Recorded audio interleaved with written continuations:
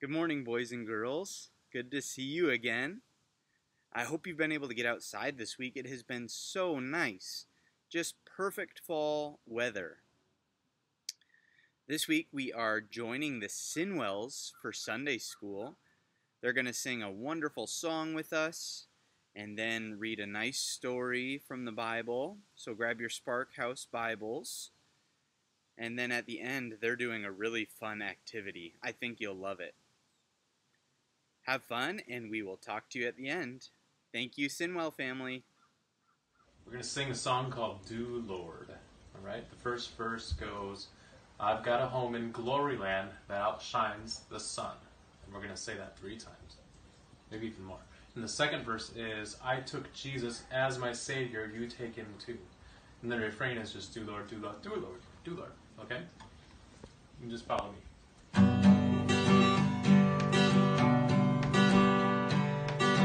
I've got a home in glory land that outshines the sun.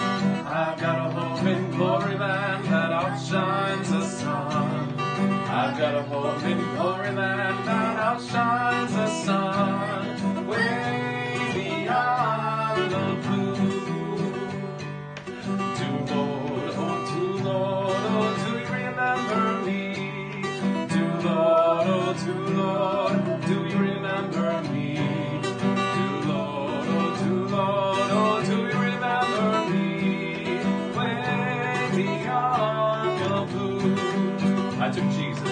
I took Jesus as my Savior, you take him too. I took Jesus as my Savior, you take him too. I took Jesus as my Savior, you take him too. Way beyond the blue. Do Lord, oh do you remember me? Do Lord, oh do you remember me? Oh, to remember me, way beyond the blue. One more time, do Lord. Do Lord, oh, to remember me. Do Lord, oh, to remember me. Do Lord, oh, to remember me, way beyond the blue. Today we are going to read about baby Moses. Pharaoh, the king of Egypt, was afraid. He was rich and powerful and scared. What could he be scared of? Well, strangely enough, Pharaoh was scared of God's people, the Hebrews. He thought there were too many of them, and he was afraid that they would try to become more powerful than he was. To make sure the Hebrews had no power, Pharaoh made them slaves and ordered them to work very hard. Even worse, he demanded that all of the Hebrew baby boys should be drowned in the Nile River. Because of this, God's people were terribly afraid too. Everyone in Egypt was afraid. During this fearful time, a baby boy was born to a Hebrew mother. She loved her baby boy, and of course she wanted him to live. The baby's mother kept him safe by making a floating basket for him. She put her baby in the basket and then hid it in the water and plants at the edge of the Nile River. The baby's big sister, Miriam, hid near the shore and watched over the basket. What happened next was really amazing. Pharaoh's daughter came down to the river to take a bath. She saw the basket among the water and plants and asked her servant to go and get it. When she opened the basket, she was surprised to see a baby boy crying. This must be one of the Hebrews' children, said the Pharaoh's daughter. He's awfully cute. Wouldn't it be fun to keep him? Aha, thought Miriam. I can help her. Miriam bravely stepped out of her hiding place.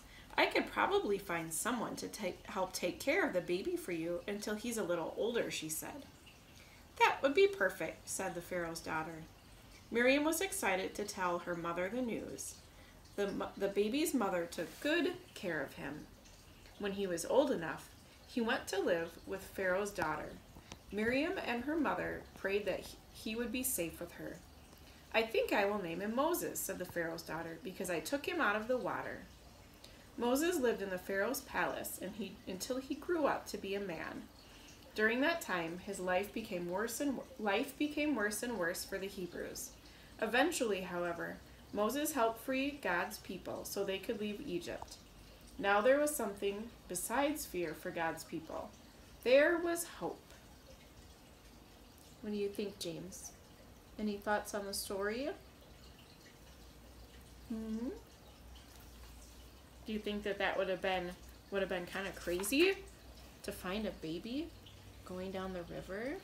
Yeah. Oh, and look at the picture. Was he crying? Yeah. And they were very excited to see him, weren't they? Hi, this is Erin and James, and we're talking about the Moses lesson that we just read earlier. And if anybody followed along in their Spark Bible, at the end there was a question talking about what things do you think float in water and what doesn't. So James and I picked some objects today that we're going to put in the bathtub, and we're going to guess before if they float or not. James, can you tell everybody what we have? We have a topical set and a tennis ball and a ring thing and a car and a spoon and a medicine cup and a bullet and a squishy. A squishy and a pencil.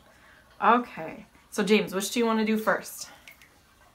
This. This. Okay. It's so the Lego do you set. think it's going to float or sink? Float. You think it's going to float? Okay, let's see.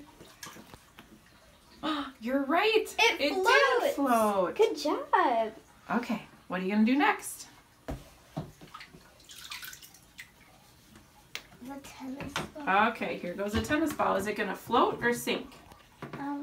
Float. Float. It floats. You're right. Good job. Okay, what about the bracelet? Whoa. Did that one sink? Yeah. Good job. Okay, what's the spoon going to do, do you think? See. I think it's going to sink too. Whoa. It sank. Good job. Like you. What about the car? Oh, It that one sank. sunk. All right, James, what about the... Whoa. The Ooh. medicine cup sort of floats. Even It with, does both. Even with water in it, it still floats, doesn't it? And of It course, kind of does both. this though. way, of Bullet. course. Okay, the bullet. What do you think that's going to do? Definitely It float. floats. Now this. What's the squishy going to do? It floats. It's like a little bow. It's I a wonder cupcake what bow. about the pencil. Is that going to float? No. No? It did float. Awesome. So no matter the size, it can float or sink. Mm-hmm.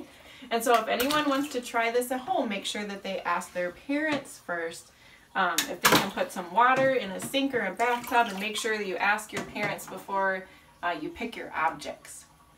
All right, good job, Harper. Thank you for taping. Bye. What a fun activity. How cool, putting different things in water to see what floats.